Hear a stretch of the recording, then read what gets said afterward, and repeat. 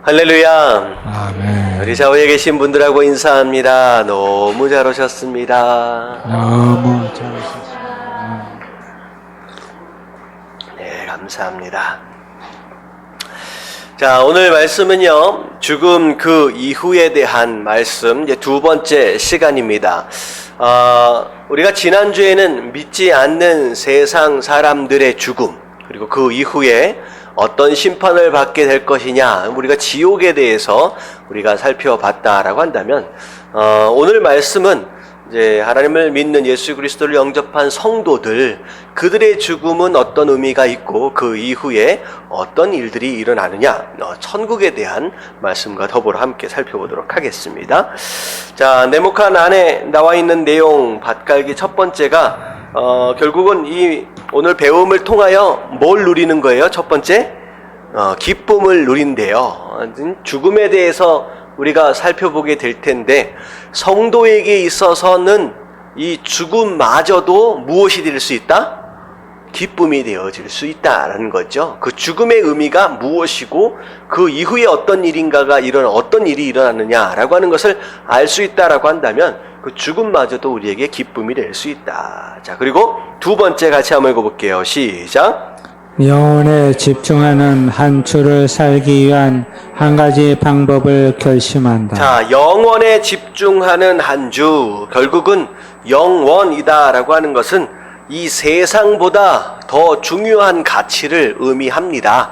눈에 보이는 이 세상에 집중하는 그런 삶이 아니라 보이지 않는 영적인 영원한 그런 것에 집중할 줄 아는 그런 삶이 되어진다라고 하는 것인데, 자, 중요한 말씀입니다. 빌립보서 3장 14절 말씀 같이 한번 읽어볼게요. 다 같이 시작.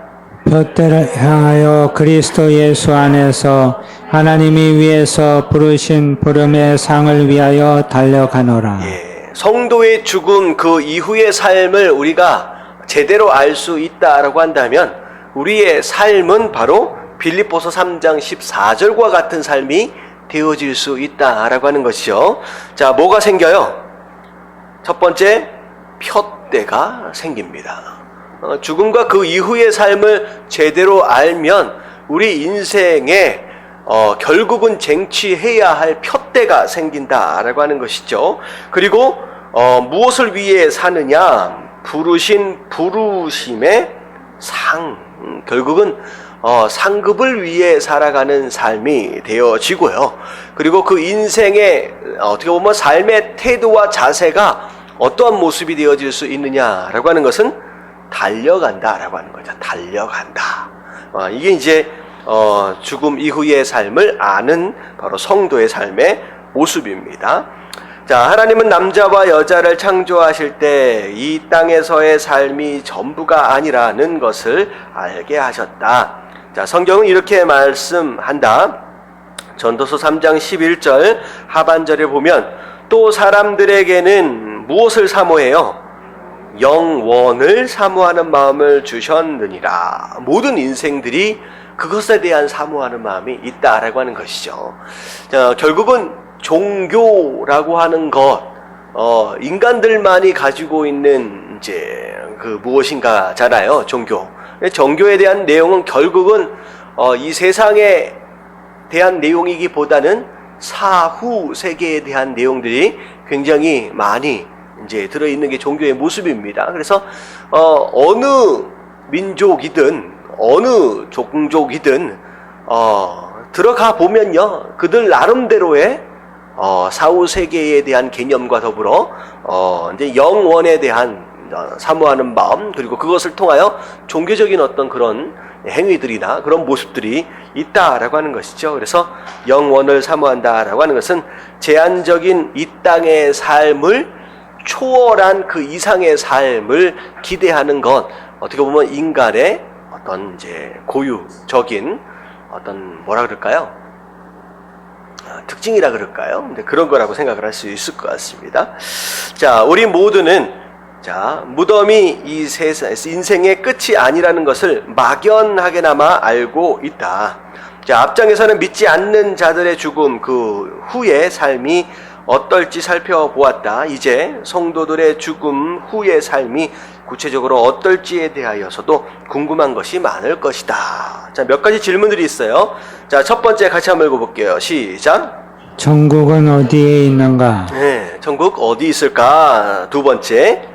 어떤 사람이 천국에 갈 수 있나? 네, 누가 천국을 갈 것이냐. 사실 지난주에는 누가 지옥을 갈 것이냐라고 하는 것의 내용이었죠. 자, 세 번째 시작. 그리스도인인 나는 어떤 심판을 받을까? 예, 믿지 않는 자들은 어떤 심판을 받았어요?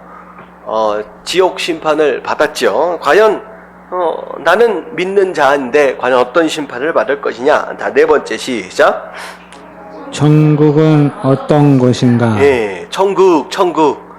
과연 어떤 곳일까? 자, 마지막 시작. 천국이 지금 이 땅에서의 삶에 어떤 영향을 미칠까? 예, 중요한 거는 천국은 죽음 이후의 삶인데 과연 그것에 대해서 우리가 안다라고 하는 것 자체가 지금 현재 살고 있는 우리의 삶 어떤 관계가 있고 어떤 영향을 미치겠느냐라고 하는 것이죠. 자, 첫 번째 질문. 자, 천국은 어디에 있는가? 자, 천국은 어디 있어요?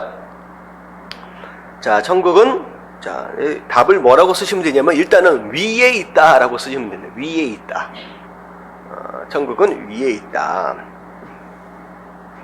자, 우리가 천국에 대해서 이 내용을 좀 살펴보기 전에 개념을 좀 알아야 돼요.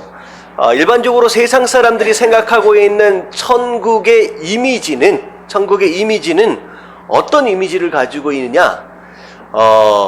지금 우리가 살고 있는 이 세상의 가치의 극대화로 생각하는 경향이 많이 있습니다. 그러니까 세상 사람들 생각하고 있는 천국의 이미지는 우리가 살고 있는 이 세상에 소위 중요하다라고 여기는 가치 있다라고 여기는 그 무엇인가가 극대화되어진 거예요. 그래서 어떻게 보면 부요함의 극대화, 어떻게 보면 이 세상에 누릴 수 있는 기쁨의 극대화, 뭐 이런 것들이 있는 장소가 바로 천국이다라고 막연하게 이제 생각한다라고 하는 거죠. 그래서 이슬람 같은 경우에는 어때요? 뭐 이제 성전이라고 하잖아요. 거룩한 전쟁에서 순교를 하게 되면 엄청난 부요함과 더불어 와이프를 몇 명씩 거느리게 된대요. 천국에 가면. 이제 그런 개념 자체가 뭐예요? 이 세상에서 정말로 필요한 것이 부요함이고 어떻게 보면 이 세상의 즐거움과 쾌락이 성적인 것이다라고 한다면 그것을 극대화로 느낄 수 있는 곳이 천국이다라고 막연하게 상상해내는 것이죠. 근데 자, 우리가 생각하고 있는 천국은 그것일 수도 있지만 사실 그것이 중요한 것이 아니라 뭐가 천국이에요? 네, 하나님이 계시는 곳이 천국이에요. 하나님이 계시는 곳. 그러니까 믿지 않는 자들이 천국을 가지 못하는 게 아니라 어떻게 되는 거예요? 천국에 가지 않는 거예요. 천국에 가지 않는 거예요. 천국 자체가 하나님이 함께 계시는 곳이 천국이기 때문에 이 세상을 살면서도 하나님과 함께함을 거부했던 자들이 죽음 이후에서도 그 하나님과 함께함을 거부하는 자연스러운 형태, 그게 그들이 천국에 가지 못하는 모양으로 나타나는 것이죠. 그래서 천국에 대한 개념을 먼저 생각한다라고 했을 때 세상 가치의 극대화의 개념이 아니라 하나님이 계시는 곳으로 우리가 일단 정의를 해둘 필요가 있습니다. 자, 그래서 천국은 위에 있다라고 하는데 시편 123편 1절에 자, 뭐라고 찬양을 하고 있느냐? 다 같이 시작. 하늘에 계시는 주여 내가 눈을 들어 주께 향하나이다. 자, 하나님께 찬양하며 기도하는데 하늘에 계신다라고 얘기를 하면서 자, 그 하늘을 향하여 고개를 눈을 들었다라고 하는 것으로 자, 이 세상이 아니라 하늘에 있는 그것을 우리가 위에 있는 그것을 이제 천국이다라고 얘기를 합니다. 자, 그런 가운데 이제 구약에서는 이제 신약에서도 잠깐 나오긴 해요. 하늘을 세 개의 층으로 나누는 이제 이런 형태가 있어요. 자, 삼층천이라고 이제 표현을 하기도 하는데, 자, 우리가 눈으로 보는 이제 새들이 날아다니고, 자, 나무가 이제 호흡하고, 비가 오고, 구름이 끼고 하는 그런 공간을 첫 번째 하늘이다라고 부릅니다. 여기다 이제 가로에 이제 밑줄 쳐져 있는 데다가 첫 번째 하늘이라고 쓰시면 됩니다. 자, 그게 이제 첫 번째 하늘이에요. 자, 그리고 그 하늘을 넘어서, 자, 하늘을 또 다른 하늘이 있는데 달과 별과 해와 이런 것들이 궤도를 돌면서 소위 말하는 우리가 뭐라고 부르는 공간이에요? 예, 우주라고 부르는 공간을 이제 두 번째 하늘이다라고 이제 부른다라고 하는 것이죠. 두 번째 하늘. 자, 두 번째 하늘이라고 한다. 그렇다고 한다면 그 우주를 벗어나서, 자, 세 번째 하늘이라고 하는 곳이 있는데, 그것을 이제 세 번째 하늘 혹 가장 높은 하늘은 누가 계시는 곳? 하나님께서 계시는 곳. 그래서 3층 천 하면 바로 이제 천국, 우주를 넘어선 초월한 그 하나님이 계시는 바로 그 장소를 우리가 천국, 바로 그렇게 이제 부른다라고 하는 것이죠. 자, 그리고 그 밑에 보니까 천국은 뭐라고 얘기를 쓰시면 되냐면 집이다라고 이제 쓰시면 돼요. 집. 이제 천국은 집이다. 자, 누가 사는 집이에요? 예, 하나님이 현재 살고 계시는 집이고, 궁극적으로 누가 함께 살 집이에요? 성도가 그분과 함께 살아갈 집입니다. 그래서 자, 천국은 하나님의 처소이며 성도들의 최종 처소이다 라고 정리하면 됩니다. 천국은 하나님의 처소이며 성도들의 최종 처소이다. 자, 요한계시록 21장 3절 같이 한번 읽어봅니다. 세, 시작. 내가 들으니 보호자에서 큰 음성이 나서 이르되 보라, 하나님의 장막이 사람들과 함께 있음에 하나님이 그들과 함께 계시리니 그들은 하나님의 백성이 되고 하나님은 친히 그들과 함께 계셔서. 자, 위에 보니까 하나님의 장막, 하나님이 계시는 곳, 이렇게 이제 표현하면 되겠죠.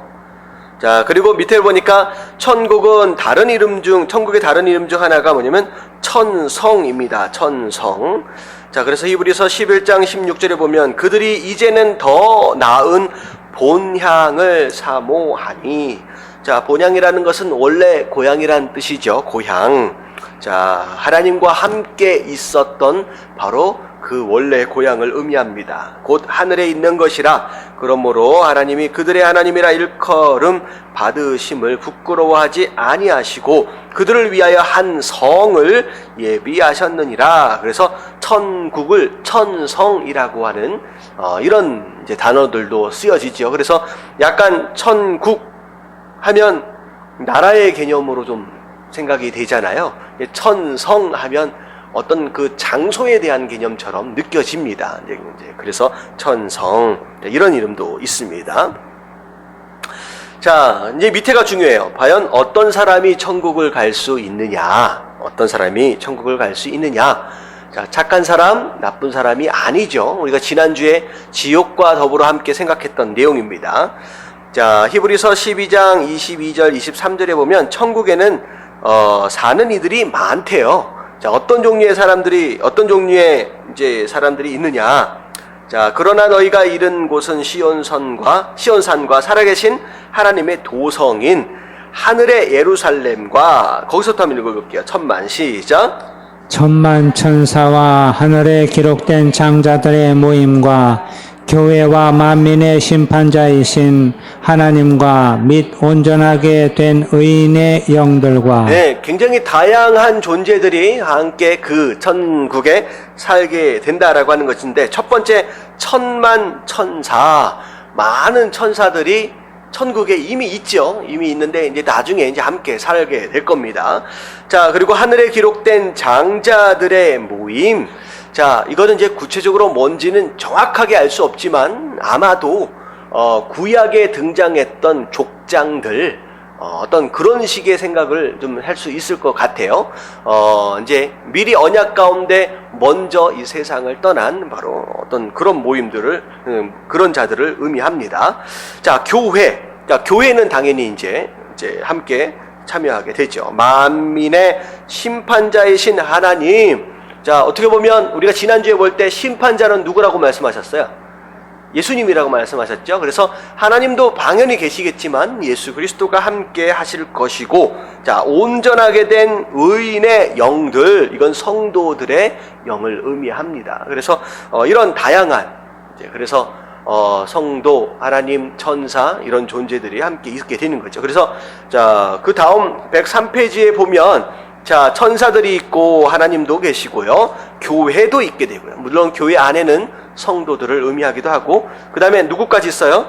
구약 시대의 성도들. 자, 이것은 말씀에 순종했던 구약 시대의 사람들을 또 의미합니다. 자, 그래서 앞장에서 살펴보았듯이 하나님과 영원을 함께 보내게 될 사람은 이 땅에서 하나님을 선택했던 사람들일 뿐입니다. 그래서 착한 사람 이런 게 아니라 하나님의 선택 가운데 하나님을 선택했던, 믿었던 바로 그런 사람들이죠. 그래서 로마서 10장 9절 말씀 같이 한번 읽어볼게요. 시작.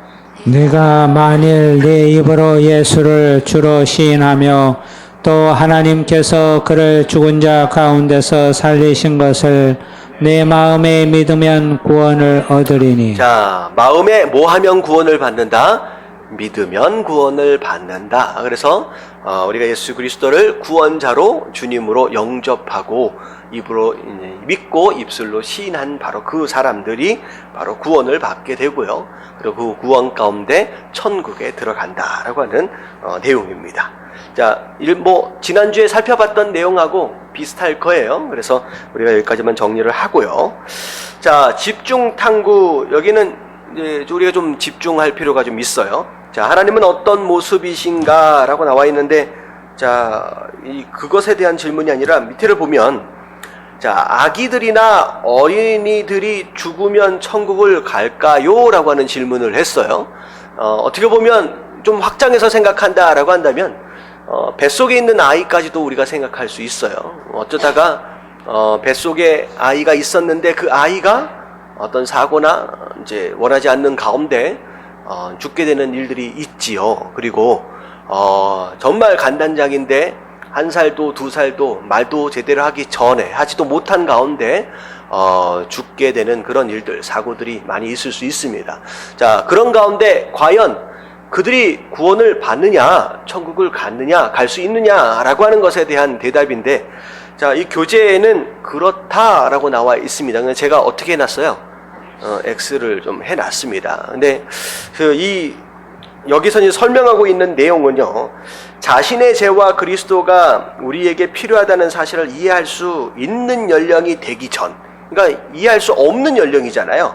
자, 그때 죽은 어린이에게는 책임을 묻지 않으실 것이다 라고 얘기를 하고 있어요.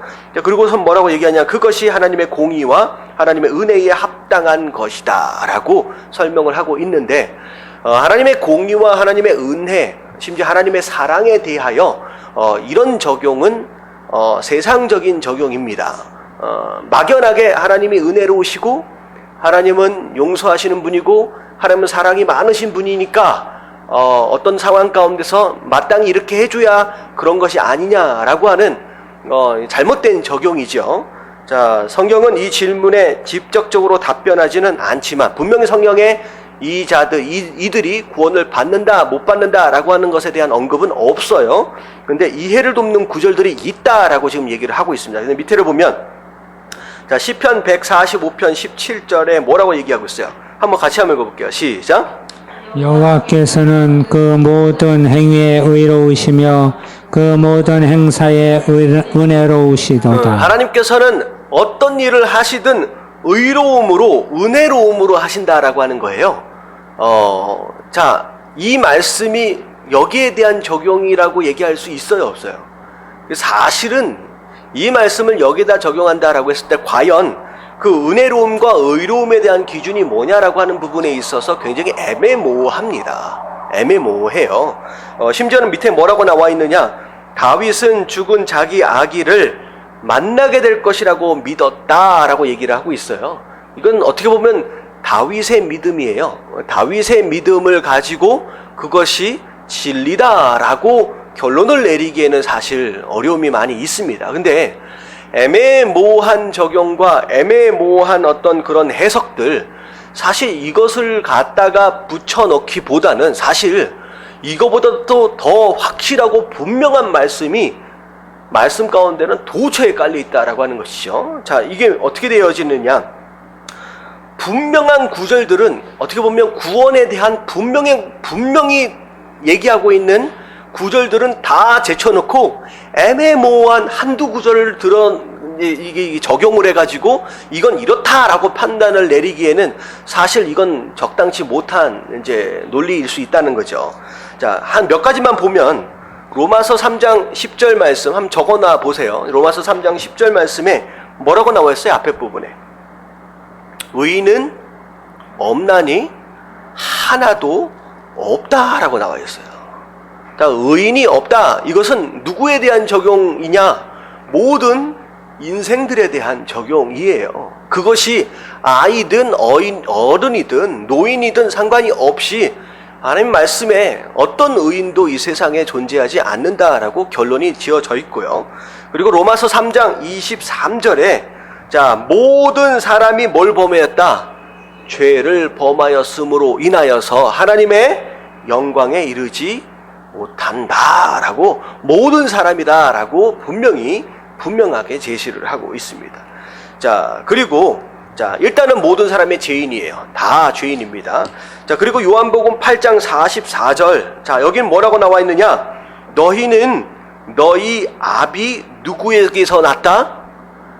마귀에게서 났다라고 얘기하고 있어요. 다시 말하면 어린 아이가 딱 태어나는 순간 그 아이가 어떤 죄를 지어서 죄인이라는 게 아니라 그 아비가 뭐기 때문에 죄인이에요. 그 아비가 마귀기 때문에 죄인인 거예요. 그 아비가 마귀기 때문에 죄인인 거예요.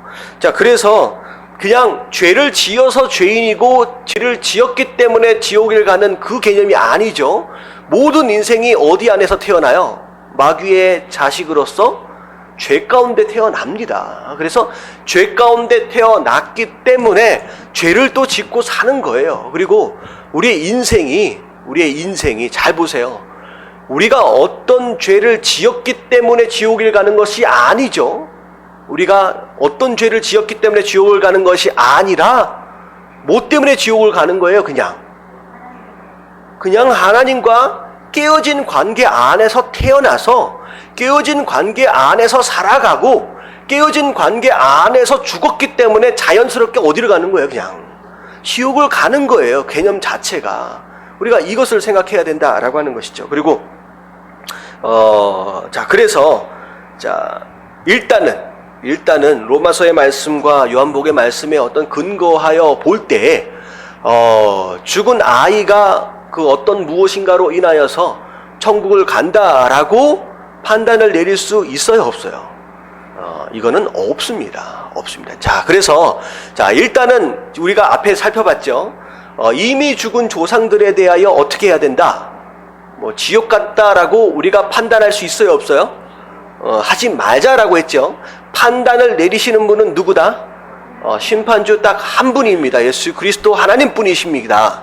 그렇기 때문에 어린 아이의 죽음에 대하여 구원을 받았다, 안 받았다라고 우리가 논쟁할 필요가 없이 사실은 그 부분에 대한 것을 어떻게 하는 것이 마땅해요? 우리는 하나님 앞에 맡겨드리는 게 맞습니다.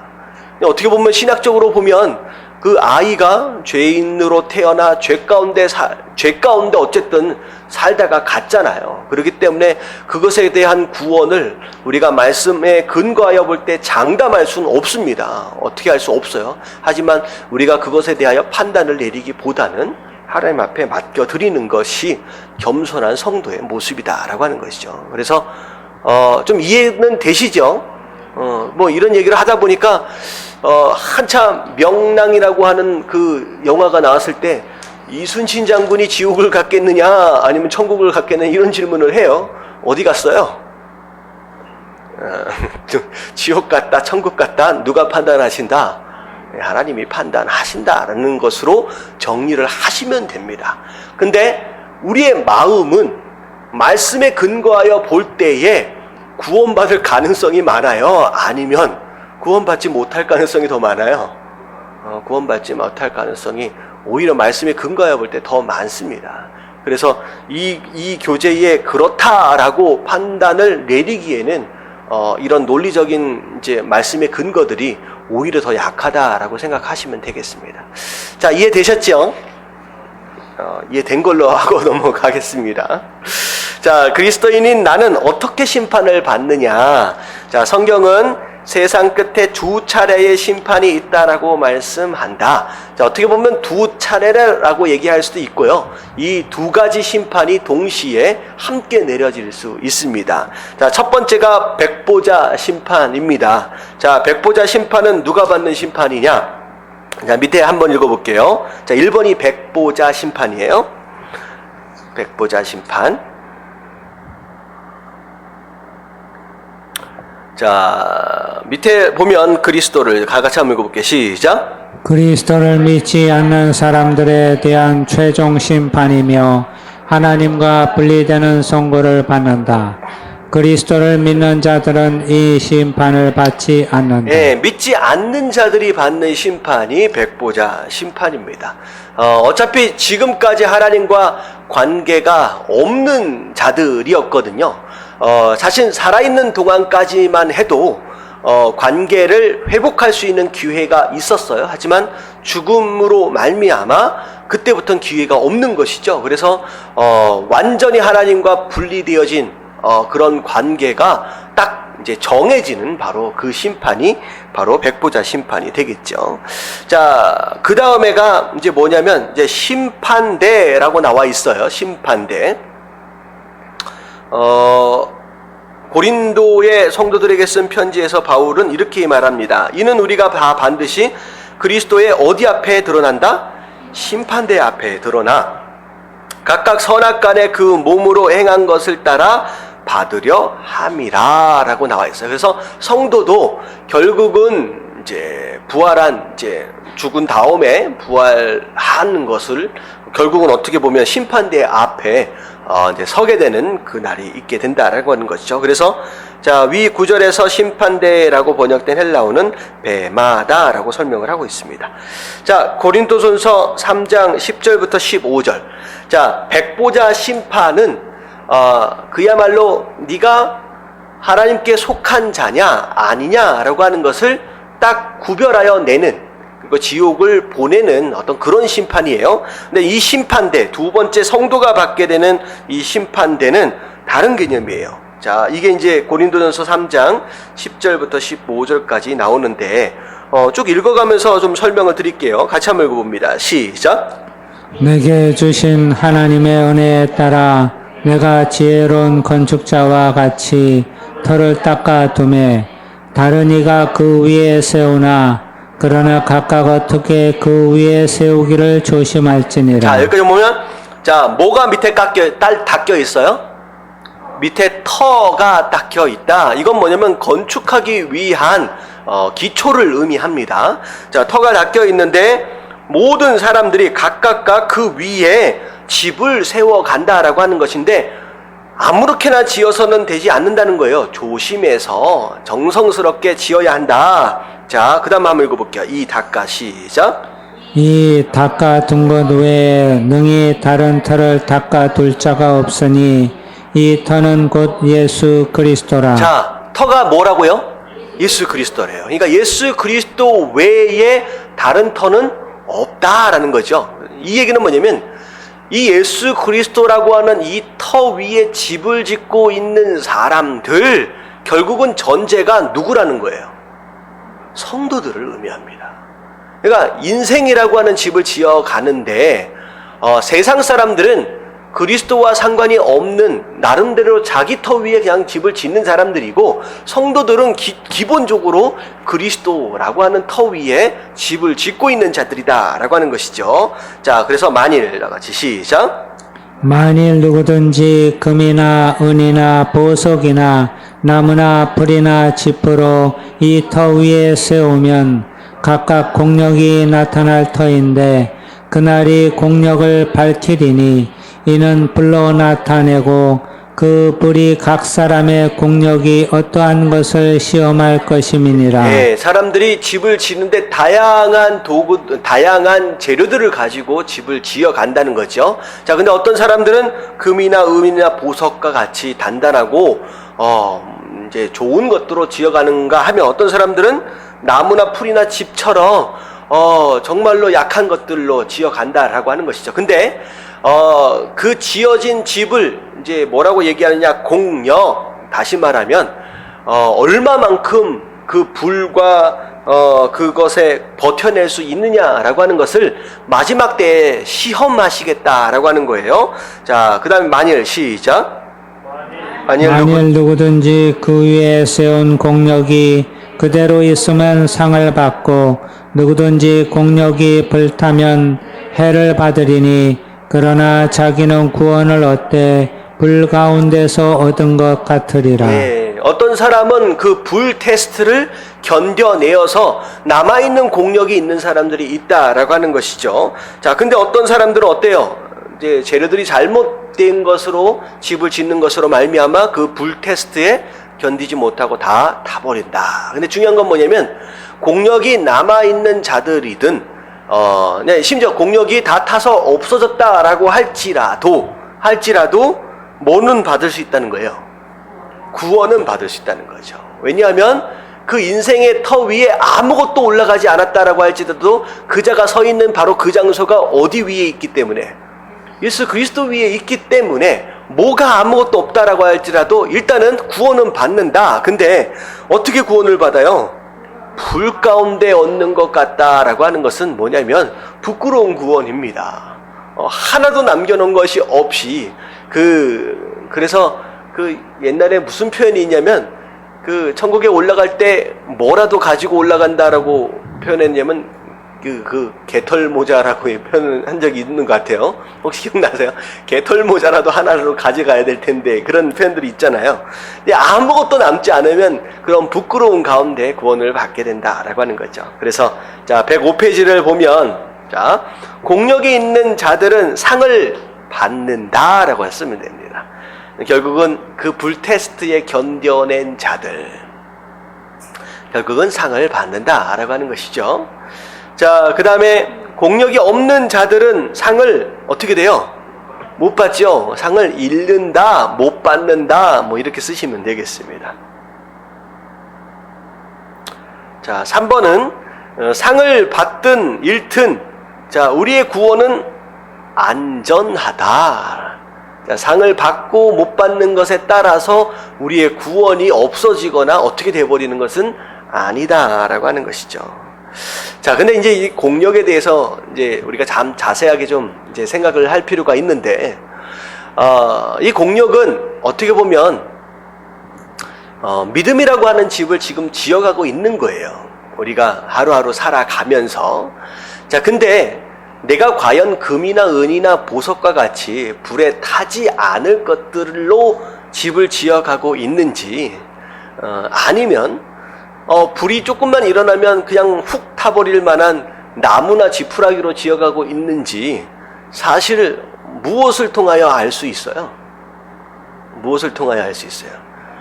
자, 물론 마지막 때에 하나님께서 마지막 심판의 불로 테스트 하실 때 드러나게 되겠죠. 하지만 우리가 충분히 이 세상을 살면서 내가 뭘로 지금 짓고 있느냐라고 하는 것을 통하여 충분히 우리가 확인하거나 검증할 수 있습니다. 자, 이건 뭐냐면 마지막 때의 불뿐만 아니라 오늘날 우리가 매일매일 살아가는 과정을 통하여 허락하시는 불들이 있어요. 이걸 우리가 보통 뭐라고 얘기하느냐? 고난이라고 부릅니다. 고난. 이게 이제 뭐 시험이라고 얘기할 수도 있고요. 이 고난의 과정이라든지 이 어려움이라든지 이런 시험이라든지 이런 것들이 전혀 없을 때는 내가 내 집을 뭘로 짓고 있는지 몰라요. 나름대로 다 잘 짓고 있다라고 생각을 합니다. 누구든 교회 다니는 사람들 가운데 나는 누구보다도 믿음이 없어 라고 얘기하는 사람들은 별로 없지요. 뭐 겸손을 드러내기 위해서의 표현일 수는 있지만 스스로의 믿음에 대해서 다들 나름대로 한 10년, 20년씩 뭐 오랫동안 하신 분들은 그래도 내가 믿음이 있어, 너보단 나라고 다들 속으로는 다 생각할 거예요. 근데 진짜 그런가 아닌가라고 하는 것은 뭘 당해보면 아느냐? 고난을 당해보면 알아요. 그래서 조금만 어려움이 있으면 훅 흔들리고 훅 자빠지고 한다. 그럼 내가 뭘로 짓고 있는 거예요? 나무나 지푸라기로 지금 짓고 있는 거예요. 근데 아무리 고난이 찾아와도 내 믿음이 흔들리지 않아요. 예배자의 모습이 전혀 흔들림 없이 항상 내가 있어야 할 장소에 서 있을 줄 알고, 내가 해야 할 일들에 최선을 다할 줄 알고 흔들림 없이 그 자리를 지킬 줄 아는 사람, 그거는 고난이 찾아왔을 때에도 그렇다라고 한다면 그건 자연스럽게 그의 믿음이 금이나 은이나 가치 있는 것들로 하나하나 지어져 가고 있다라고 하는 것을 간접적으로나마 확인할 수 있는 과정이 된다라고 하는 것이죠. 그래서 여러분들이 살다가 하나님께서 허락하시는 고난의 과정들이 있습니다. 이제 그럴 때 여러분들이 여기서 내가 죽는가라고 하는 그게 아니라 내 믿음이 진짜냐 가짜냐라고 하는 것을 스스로 모해 볼 수 있는 시간이에요. 스스로 시험해 볼 수 있는 시간이에요. 그래서 욥과 같은 경우 굉장히 큰 불이 오히려 심판대보다 오히려 더 큰 불 같은 것들이 그 인생을 찾아왔잖아요. 그럼에도 불구하고 쓰러지지 않는, 하나님을 끝까지 원망하지 않는 그 모습으로 인하여 욥의 신앙이 금이나 은이나 보석으로 지은 진짜 집이었다라고 하는 것이 바로 그것을 통하여 드러난 것처럼 우리도 마찬가지입니다. 그런 일이 있어질 때마다 내 믿음이 진짜냐 가짜냐라고 하는 것을 여러분들이 스스로 확인하고 점검할 수 있는 시간이 될 수 있다라고 하는 것이죠. 자, 어떤 내용인지 이해는 되시죠? 자, 그리고 이 마지막 3번을 보니까 상을 받든 이제 상을 잃어버리든 구원에는 영향이 없다라고 얘기를 하는데, 자, 이것 자체가 우리 스스로 나태함을 정당화하는 어떤 그런 구실로 사용되어서는 안 됩니다. 무슨 얘기인지 아시겠죠? 나는 상급에 별로 관심이 없어. 그냥 나는 이렇게 살다 갈래. 어차피 나는 뭐 받았으니까? 구원을 받았으니까 라고 하는 스스로의 영적인 나태함을 변명하거나 정당화하기 위한 구실로 이런 논리를 펴서는 안 됩니다. 근데 잘 보세요. 정말로 죽음 이후의 삶, 지옥에 대하여, 천국에 대하여 진짜 믿는 사람이다 라고 한다면, 앞에 우리가 맨 처음에 읽었던 그 구절이 뭐였어? 빌립보서 3장 14절. 그의 삶은 당연하게 어떤 모습이 될 수밖에 없느냐? 뭘 바라보는 삶? 푯대를 바라보는 삶으로 바뀔 수밖에 없어요.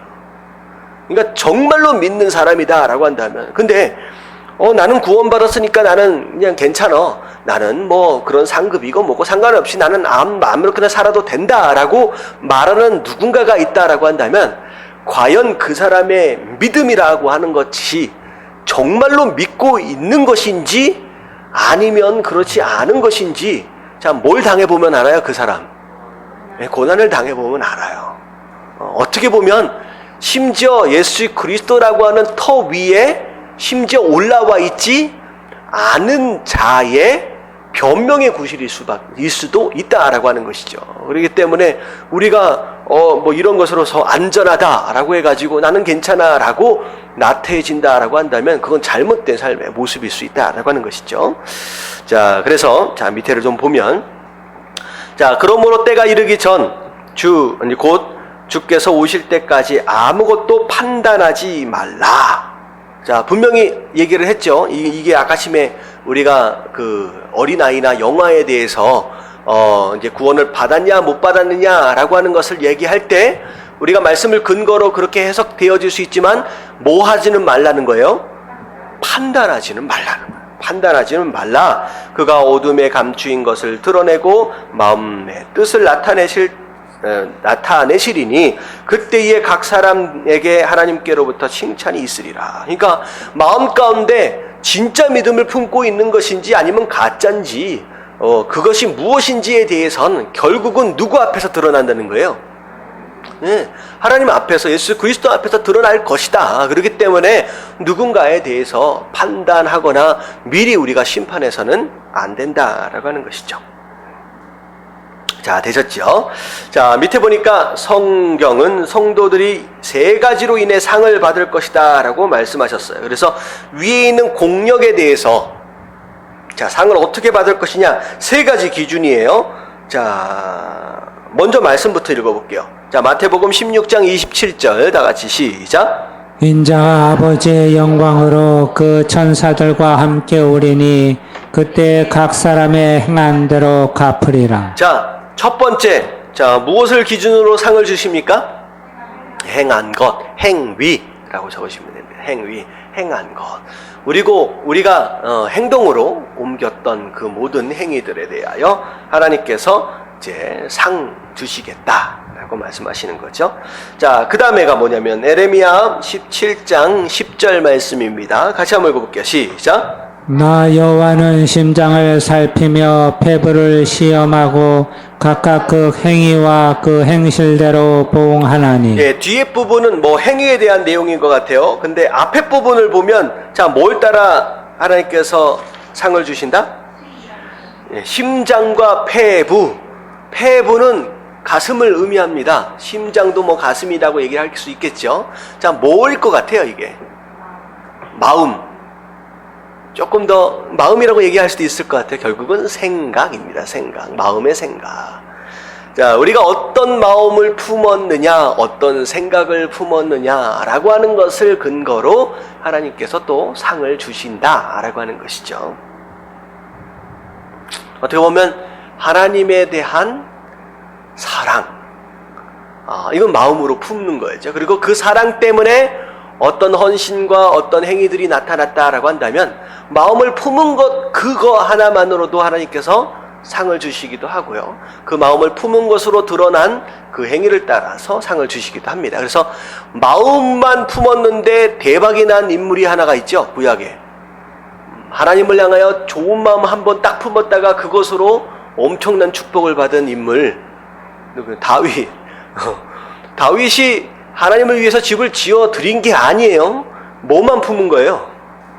마음만 품은 거예요. 지어드리고 싶다라고 하는. 어떻게 보면 그 성경 자세히 들여다보면 지어드리고 싶다라고 하는 마음도 아니었어요. 그냥 하나님은 어디에 계신다? 천막에 계신다. 저러면 안 되는데, 안타까운데, 나는 이렇게 좋은 집에 있는데 요 마음 하나 품었다고 그렇게 복을 받았다는 거죠. 그래서 하나님께서는 마음으로 품은 그 생각까지도 하나님께서 다 계산해 주신다는 거죠. 자, 세 번째가 뭘까요? 같이 한번 읽어볼게요. 마태복음 12장 36절 시작. 내가 너에게 이르노니 사람이 무슨 무익한 말을 하든지 심판날에 이에 대하여 신문을 받으리니. 자, 뭘로? 예, 말입니다. 우리가 어떤 말을 했느냐라고 하는 것을 따라서 그 말을 따라 또 심판하시겠다라고 하는 것이죠.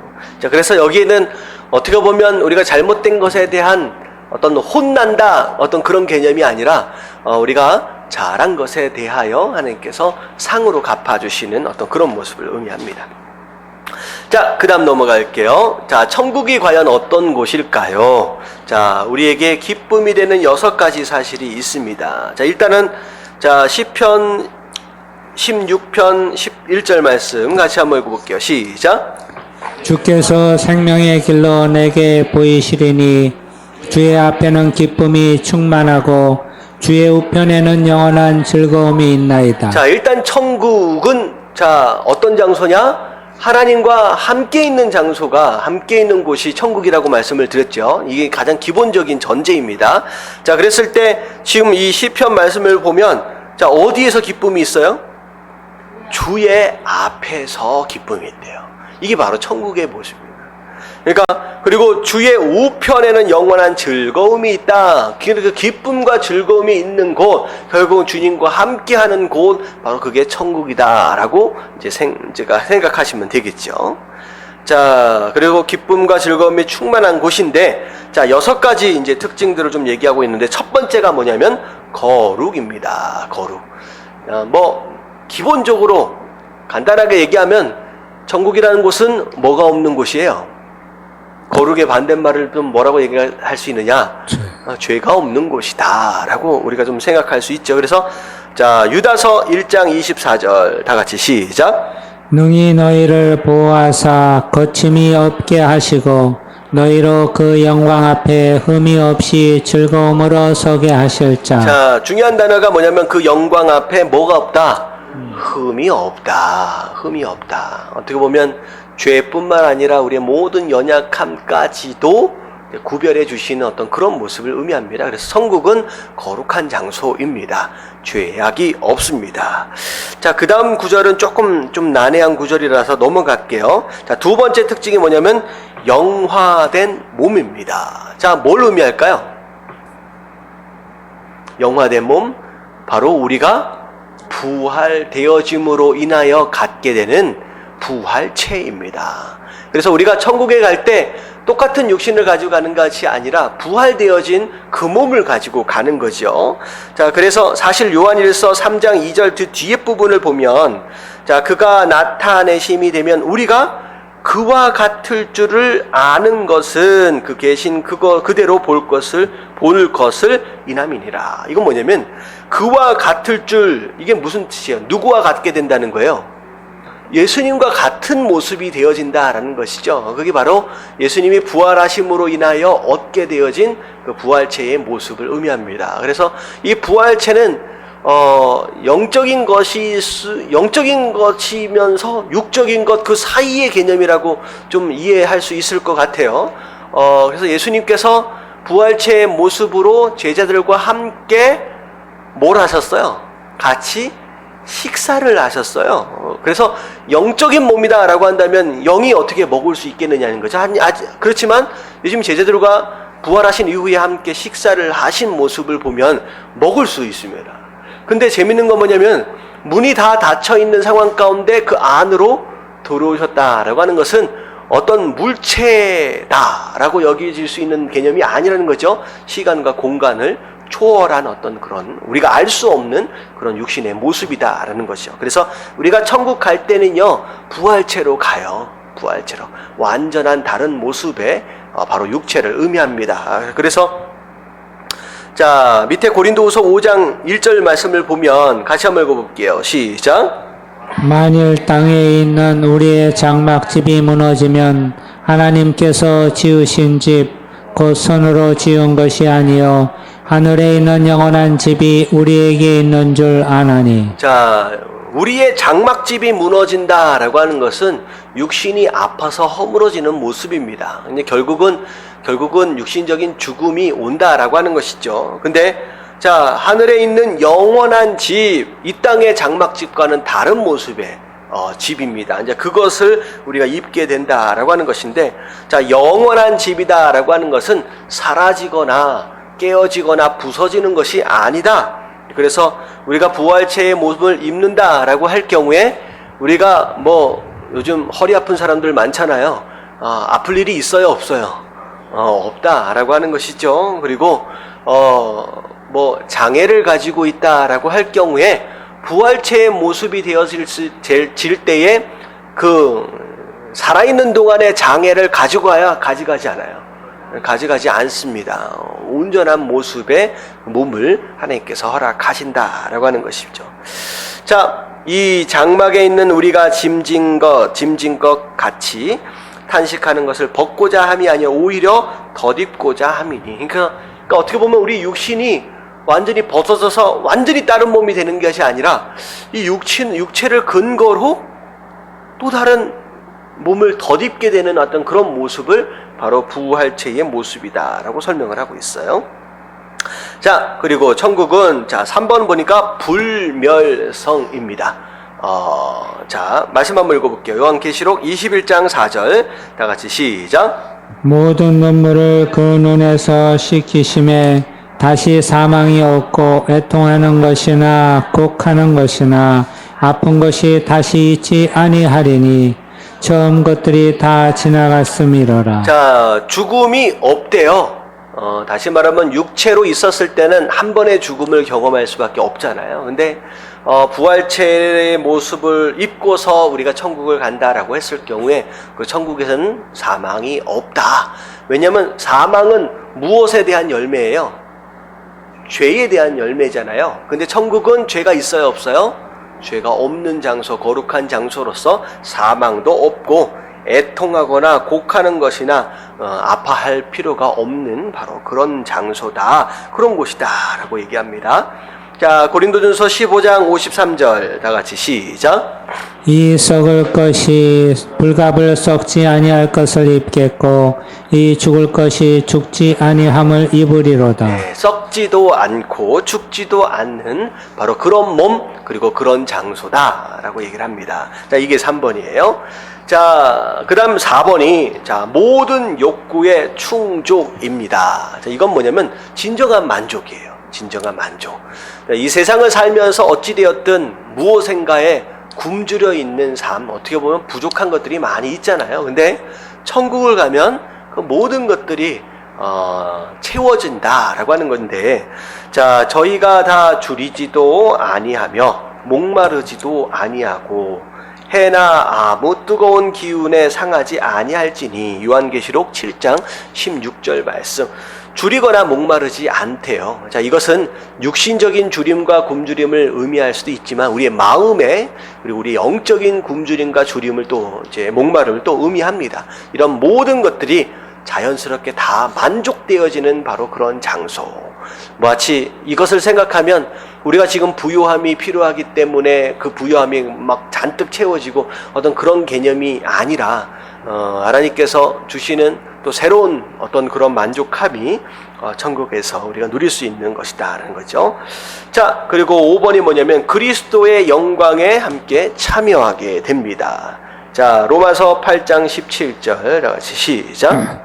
자녀이면 또한 후사 곧 하나님의 후사여 그리스도와 함께한 후사니 우리가 그와 함께 영광을 받기 위하여 고난도 함께 받아야 될 것이니라. 네, 예수 그리스도께서 하나님의 후사이다 라고 한다면 우리도 그분과 함께 후사의 권위를 갖는다라고 하는 것이죠. 그래서 우리가 그와 함께 영광을 받을 것이다. 뭐 그 뒤에는 고난도 함께 받아야 한다라고 하는 것은 우리 이 땅의 삶을 의미하죠. 이 땅에 그렇게 살면 결국은 그분이 영광을 함께 받으실 때 우리도 함께 영광을 받게 된다라고 하는 거. 자, 그리고 나서 그다음에 6번. 하나님 및 다른 성도들과 친밀한 교제가 있게 될 것이다. 자, 이 땐 가운데서는 우리의 죄성과 우리의 연약함으로 인하여 온전한 관계가 잘 안 돼요. 어떻게 보면 부부끼리도 서로 쉽지 않은 어떤 그런 관계 가운데 살고 있잖아요. 근데 그 장소는, 천국은 죄로부터 자유한 장소이고, 그리고 우리 안에 그 모든 연약함들이 다 회복되어진 어떤 그런 모습으로서 진짜 교제다운 교제가 일어날 수 있는, 그게 뭐냐면 하나님과 우리와의 관계뿐만 아니라 성도들 간의 그런 관계가 되어질 수 있다라고 얘기를 합니다. 그래서 자, 고린도전서 13장 12절에 보면 우리가 이제는 거울로 보는 것 같이 희미하나. 여러분들, 이 거울로 보는 것과 같이 희미하다라고 하는 걸 오늘날에는 이해할 수 없는 표현입니다. 여러분들, 거울을 보면 희미해요? 너무 잘 보이잖아요. 왜 거울로 보는데 희미할까? 이 당시의 거울은 우리가 지금 보고 있는 거울과 다른 거울이죠. 그때 당시는 옛날 성경에는 거울이 아니라 동경, 이제 뭘로 만든 거예요? 노수로 만든 거예요. 그래서 어떤 거울이냐면 노스를 빤빤하게 다듬어 가지고 막 문질러 가지고 반짝반짝하게 만든 거예요. 그래서 그게 광이 나면 뭐가 비쳐요? 얼굴이 비치는 거죠. 근데 아무리 반질반질하게 닦아놓은들 과연 얼굴을 비칠 때 제대로 보일까요? 그렇지 않다는 거죠. 이것저것 색깔도 달라 보이고, 그리고 굴곡이 져가지고 사실 얼굴이 조금 일그러져 보일 때가 있거든요. 근데 하나님에 대해서 우리가 이 땅에서 바라볼 때, 우리가 서로에 대해서 바라볼 때에 마치 이 동경을 보는 것처럼 정확하지 못하게 보고, 그래서 사실 부부끼리도 오해되어지는 것으로 말미암아 상처가 되기도 쉽잖아요. 그 사람의 의도와 그 사람의 마음을 잘 몰라요. 그렇기 때문에 왜곡해서 보고 왜곡해서 듣고 이해하다 보니까 서로 원치 않은 오해들이 생겨지고 그것 때문에 관계가 깨어질 수 있다라고 하는 거죠. 근데 하늘에 가면 그런 일이 있어요, 없어요? 없다는 거죠. 마치 얼굴과 얼굴을 마주 보는 것처럼 분명히 그 사람의 마음과 뜻과 하나님의 뜻과 마음들을 분명히 보게 될 때가 있다는 거죠. 그렇게 되면 진정한 교제가 일어날 수 있다는 거죠. 그래서 자, 6번까지가 천국의 모습입니다. 근데 이 6번까지의 개념을 쭉 보면서 과연 하나님과는 상관이 없이 자기 마음대로 사는 이 세상 사람들 가라고 해도 가기 어려운 게 아니라 싫을 거예요. 느낌이. 그러니까 하나님께서 천국을 오라 그래도 오지 않는 겁니다. 하나님께서 지옥을 보내시는 게 아니라 천국을 오라 그래도 하나님과 함께한 그 장소를 의도적으로 그들이 거부해낸다는 거죠. 그래서 그들이 지옥을 가는 것이지 하나님께서 천국에 쫓아내시는 게 아니에요. 그래서 이제 예수님의 비유들을 보면 천국 잔치에 왕이 초청을 해요. 근데 초청을 했는데 와요, 안 와요? 안 와요. 바로 이런 개념이에요. 지옥을 보내는 게 아니라 천국으로 하나님께서는 초청을 해 드리시는데 안 와요. 그래가지고 종들을 내보내서 사람들을 찾아오게 만드는 거예요. 그래서 천국으로 모셔드릴 함께 천국에 참여할 자들이 생겨지게 되는 겁니다. 그래서 우리가 천국과 지옥에 대한 개념을 이 세상 사람들이 알고 있는 왜곡된 어떤 그런 이미지에서 우리가 좀 벗어날 필요가 있습니다. 그게 이제 성경적인 개념은 아니다는 거죠. 자, 그래서 천국이 바로 이런 곳이에요. 자, 마지막으로 과연 천국에 대해서 우리가 이렇게 아는 이렇게 아는 것이 이 땅의 삶에 어떤 영향을 미치겠느냐? 자, 이건 천국에 대한 것도 마찬가지고 지옥에 대해서 아는 것도 마찬가지죠. 천국의 소망을 두고 살아갈 때 우리의 삶이 변화되게 되는 5가지 영역이 있대요. 첫 번째가 뭐냐면, 자, 뭐에 대한 동기부여? 전도에 대한 동기부여입니다. 진짜 천국이 어떤 곳인 줄 알고, 진짜 지옥이 어떤 곳인지를 알고 실제로 믿는 사람이다라고 한다면 반드시 뭐 할 수밖에 없다? 전도할 수밖에 없다는 거죠. 그러니까 전도하지 않는 이유, 어떻게 보면 내 형제 자매임에도 불구하고, 내 부모임에도 불구하고, 내 자녀임에도 불구하고, 그럼에도 불구하고 전도하지 않는다라고 하는 것은 지옥이 어떤 곳인지 천국이 어떤 곳인지 어쩌면 믿지 않는 것일 수 있다는 거죠. 그러니까 어떻게 보면 믿으세요, 그러면 너무 좋아요, 이런 개념이 아니에요. 안 믿으면 어떻게 되는 거예요? 큰일 나는 거예요. 큰일 나는 거예요. 그러니까 안 믿으면 진짜 큰일 나는 거예요. 진짜 천국이 뭔지 알고 지옥이 뭔지 안다라고 한다면 전도하지 않고 견딜 수가 없습니다. 이 바울 사도가 어떻게 보면 푯대를 향하여 상을 위해서 열심히 달려가는 인생을 살았는데, 어떻게 보면 그가 원하는 어떤 그 상을 위한 것이기보다는 천국에 대하여 사실 바울이 보고 왔잖아요. 어떤 그런 모습을 통하여서 이거는 마땅히 가야 할 곳이고 절대 지옥은 가면 안 되는 곳이구나 라고 하는 것을 알고 믿고 있기 때문에 그렇게 발품을 팔아서라도 유럽을 몇 바퀴를 돌아서라도 그렇게 복음을 증거할 수밖에 없었다라고 하는 것이죠. 그래서 여기 나와 있는 요한복음 14장 6절, 요한일서 5장 11절, 12절의 내용은 결국은 우리가 무엇으로 말미암아 구원을 받고 천국을 간다? 예수 그리스도를 믿어야만 된다는 거예요. 믿어야만 된다. 그래서 이 사실에 대해서 우리가 안다라고 믿는다라고 한다면 일단은 우리는 뭐 하는 삶이 돼요? 전도하는 삶이 된다는 거죠. 첫 번째. 자, 두 번째가 지혜로운 재정 사용입니다. 자, 내가 돈을 어떻게 써야 할지를 알게 돼요. 천국이 어떤 곳이고 지옥이 어떤 곳인지 알면요. 그래서 너희를 위하여 보물을 땅에 쌓아두지 말라. 거기는 좀과 동록이 해하며 도적이 구멍을 뚫고 도둑질을 하는 하느니라. 오직 너희를 위하여 보물을 어디에 쌓아두라? 하늘에 쌓아두래요. 거기는 좀이나 동록이 해하지 못하며 도적이 구멍을 뚫지도 못하고 도적질도 못하느니라. 내 보물 있는 그곳에 내 마음도 있느니라. 이건 뭐냐면, 자, 마지막 구절이 중요하죠. 내가 재정을 어떻게 쓰고 있느냐라고 하는 것을 보면 내 마음이 어디에 있느냐라고 하는 것을 알 수 있어요. 얘기는 뭐냐면 천국이 어디 있는 어떤 곳이 있냐라고 하는 걸 알면 그것에 마음을 둘 수 있어야 돼요. 천국의 마음을 둘 수 있는데 과연 내가 천국의 마음을 두고 있는지 이 땅의 마음을 두고 있는지를 뭘 보면 안다? 내가 돈을 어디에 어떻게 쓰고 있느냐라고 하는 것을 보면 안다라고 하는 것이죠. 자, 그래서 천국을 알면 지혜롭게 돈을 사용할 줄 알게 됩니다. 자, 그 다음에 세 번째가 뭐냐면 궁핍한 자를 섬기게 됩니다. 궁핍한 자들을 섬김. 자, 심판대의 모습을 마태복음 25장 34절부터 40절까지 설명을 하고 있습니다. 자, 저기 보니까 자, 오른편에 있는 자들에게 이르시되 이것은 거룩하게 구별되어지는 성도들을 의미합니다. 자, 내 아버지께 복받은 자들이여 나와 창세로부터 너희를 위하여 예비된 나라에 상속하라. 나라를 상속하라. 내가 줄일 때 너희가 먹을 것을 주었고 목마를 때 마시게 하였고 나그네 되었을 때 영접하였고 벗었을 때에 옷을 입혔고 병들었을 때 돌아보았고 옥에 갇혔을 때 와서 보았느니라 라고 얘기하는 거죠. 근데 성도들이 뭐라고 얘기하느냐? 우리가 언제 예수님이 목마를 때 물을 드렸습니까? 예수님이 언제 나그네 되었을 때 영접한 적이 있습니까? 혹시 여러분들 예수님 목마를 때 계신 적 있으세요? 예수님 나그네로 계셨을 때 계신 적이 없잖아요. 우리는 예수님한테 그렇게 한 적이 없는데요 라고 얘기를 해요.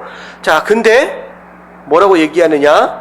마지막 구절을 한번 보세요. 마지막 두 줄 너희가 한번 읽어볼게요. 시작. 너희가 여기 내 형제 중에 지극히 작은 자 하나에게 한 것이 곧 내게 한 것이니라 하시고. 뭐라고 말씀하시냐?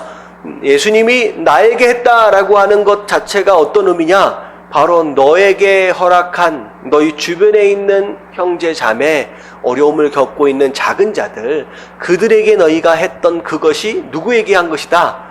바로 나 예수에게 한 것이다 라고 예수님이 말씀하신다 라고 하는 것이죠. 그래서 천국을 믿는 자는 자, 어떻게 한다는 거죠? 내 주변에 있는 어려움 당한 자들을 위해서 섬길 줄 안다 라고 하는 것이요. 자, 그래서 밑에 보면 네모칸 쳐져 있는 데가 있어요. 누가 썼는지는 작자 미상입니다. 그래도 한번 읽어볼게요. 자, 나같이 시작. 내가 배고팠을 때 당신은 인문학회를 만들어서 나의 굶주림에 대해 토론했습니다. 고맙습니다. 내가 감옥에 갇혔을 때 당신은 지하 예배당으로 조용히 내려가 나의 석방을 위해 기도했습니다. 그 다음에 또 있어요. 내가 벌거벗었을 때 당신은 마음속으로 내 벗은 몸의 도덕성에 대해 판단했습니다. 내가 아팠을 때 당신은 무릎 꿇고 당신의 건강을 하나님께 감사했습니다. 내가 집이 없을 때 당신은 하나님의 사랑의 보금자리를 내게 설교했습니다. 내가 외로웠을 때 당신은 나를 홀로 남겨두고 나를 위해 기도하러 갔습니다.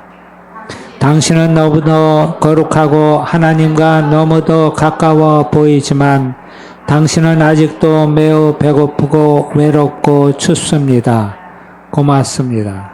어떤 느낌이 들어요?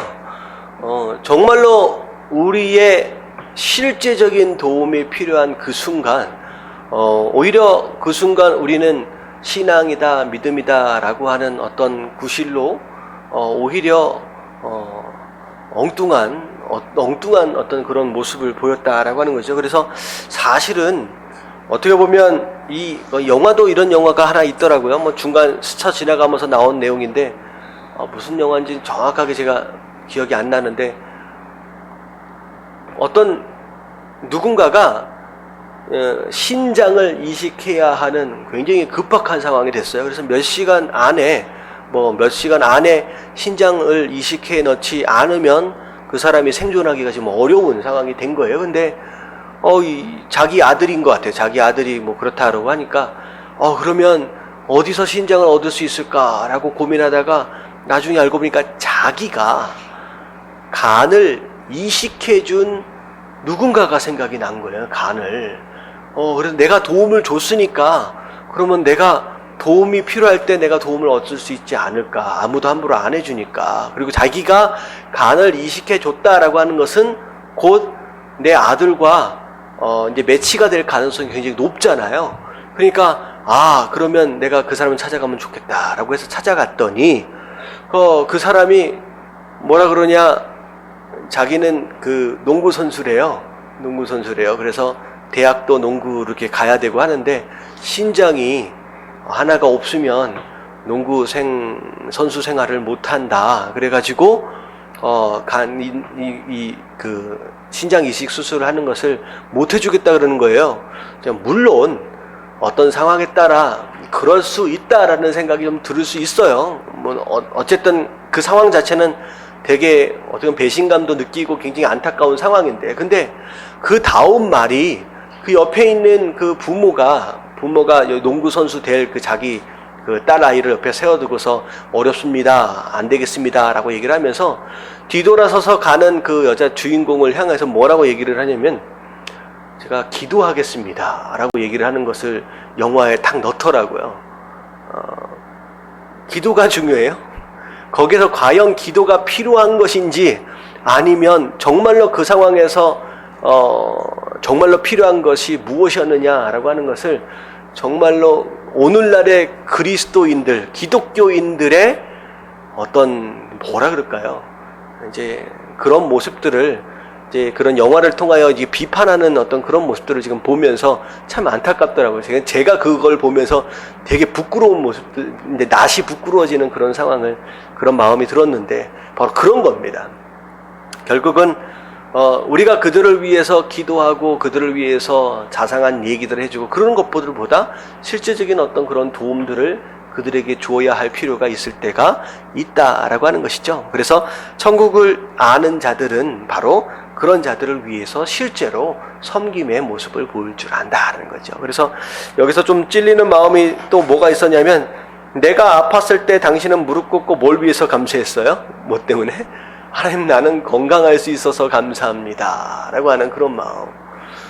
혹시 그런 생각을 가질 수 있었을지는 모르겠지만, 우리가 그 꿈나무의 집 장애인들을 섬기면서 너무 힘들겠다 라고 하는 그런 마음을 가지면서, 행여나 하나님, 나는 저렇게 아프지 않아서 감사합니다, 나의 건강을 위해서 감사했다라고 한다면 그 감사 자체가 잘못됐다라고 하기보다는 어떻게 보면 이런 개념으로 볼 때면 너무 이기적이지 않느냐라는 그런 생각도 나름대로 좀 해보게 됩니다. 자, 그래서 천국을 아는 자는 굶주린 자를, 궁핍한 자를 섬길 수 있어야 된다는 거죠. 자, 4번. 자, 4번. 고난 중에 인내입니다. 고난 중에 인내. 자, 간단하게 얘기를 하면 이 세상이 전부가 아니다라고 하는 걸 알았잖아요. 그리고 이 세상의 것은 잠깐이래요. 이거 보면 고린도후서 4장 16절부터 18절까지 보면, 밑에만 보면 보이지 않는 보이는 것은 잠깐이래요. 하지만 보이지 않는 것은 영원한 것이다. 그래서 천국을 믿는 자들, 영원한 나라를 믿는 그 자들에게 이 땅에서 잠깐 당하는 이 고난, 어떻게 보면 참아낼 수 있다라고 하는 거죠. 인내할 수 있게 되는 바로 그런 동기가 되어진다는 거죠. 자, 5절 마지막입니다. 뭐 하지 않는다? 염려하지 않는다입니다. 자, 위의 것을 생각하고 땅의 것을 생각하지 말자. 이건 뭐냐면, 세상은 땅의 것은 생각하면 생각할수록 골치 아픈 이야기들 뿐이에요. 그리고 근심하고 걱정할 수밖에 없는 일들 뿐입니다. 근데 이 세상의 것들에 집중하면 결국은 내 마음도 근심하고 걱정하는 삶을 살 수밖에 없어요. 근데 성도는 이 땅의 것이 아니라 뭘 생각하자는 거예요? 위의 것. 하나님께서 영원한 것으로 기뻐할 것으로 허락하신 그것을 생각할 수 있다라고 한다면 오히려 그것에 대한 기쁨으로 인하여 이 세상의 근심과 걱정은 오히려 아무것도 아닐 수 있다라고 하는 것이죠. 그러면 천국을 정말 믿는다라고 한다면 그리고 지옥을 정말 믿는다라고 한다면 그거 하나만 죽음 이후의 삶에 변화되는 게 아니라 지금 실제 우리의 삶이 이런 다섯 가지의 모습으로 변화되어질 수 있다라고 하는 것이죠. 그래서 우리가 앞에 맨 처음에 시작할 때 자 뭐라고 생각했느냐? 오늘 말씀을 통하여 자 천국을 믿는 자로서 또 지옥을 믿는 자로서 내 삶 가운데 자 어떤 변화들이 일어나야 하느냐라고 하는 것에 대한 결단이 또 우리 삶 가운데 있어야 된다는 거죠. 야 그렇다라고 한다면 내가 이제는 누구를 위해서 전도를 해야 되겠네. 전도하기 위해 어떤 결단이 있어질 수 있고 야 내가 이제는 돈을 제대로 사용할 줄 알아야 되겠다. 정말로 투자할 곳에 투자해야지 라고 하늘에다 쌓는 자들이 될 수도 있고요. 그리고 이제는 지나치지 말자. 궁핍한 자들을 위해서 내가 육신적으로 할 수 있는 일들을 해줘야 되겠다. 왜냐하면 그들에게 한 것이 곧 누구에게 한 것이다? 예수님께 한 것이다라는 거죠. 그래서 그렇게 해야 되겠구나. 그리고 좀 힘들다 어렵다 하여 포기하지 말고 잘 견뎌내 봐야겠구나 라고 하는 거. 근심과 걱정이 올 때마다 그런 생각이 들 때마다 하늘을 바라볼 수 있는 그런 삶의 모습이 될 수 있다라고 하는 것이죠. 그래서 오늘 지난주서부터 우리가 죽음 이후에 지옥에 또 천국에 대해서 우리가 살펴봤던 것처럼 그런 것들을 우리가 실제로 진짜 믿음으로 말미암아 실제적인 우리의 삶에 진짜 변화되어짐이 있는 그런 삶을 살 수 있는 저와 여러분들 되시길 주님의 이름으로 축원합니다. 자 마지막으로 한번 생각해보자 라고 해서 7가지를 매일매일마다 한번 이제 스스로에게 외쳐보자는 거예요. 자 마지막으로 같이 한번 읽고 마무리하도록 하겠습니다. 자 1번 자 뒤에 장입니다. 시작.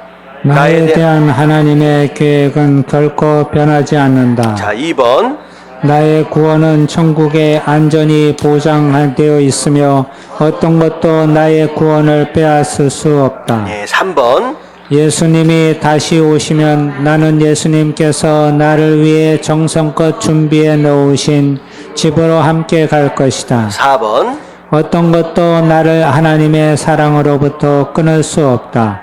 고통, 고난, 역경, 악한 영, 나의 실수 그 어떤 것도 자 5번 하나님을 사랑하고 하나님께 의지하는 하루를 살자. 자 6번 이웃에게 하나님의 긍휼의 손이 되자. 자 7번 언젠가 나는 수많은 성도들과 함께 하나님의 보좌 앞에 서서 예배할 것이다. 우리는 천사들과 함께 이렇게 노래할 것이다. 자 요한계시록 5장 12절 말씀 시작. 죽임을 당하신 어린 양이 능력과 부와 지혜와 힘과 존귀와 영광과 찬송을 받으시기에 합당하도다. 자 이렇게 하늘에서 찬양하게 된다라고 하는 것입니다. 그래서 매일매일 천국을 기억하시면서 묵상하시면서 소망 가운데 희망 가운데 또 능력 있게 살아갈 수 있는 저와 여러분들 되시길 주님의 이름으로 축원합니다. 자 함께 기도합니다.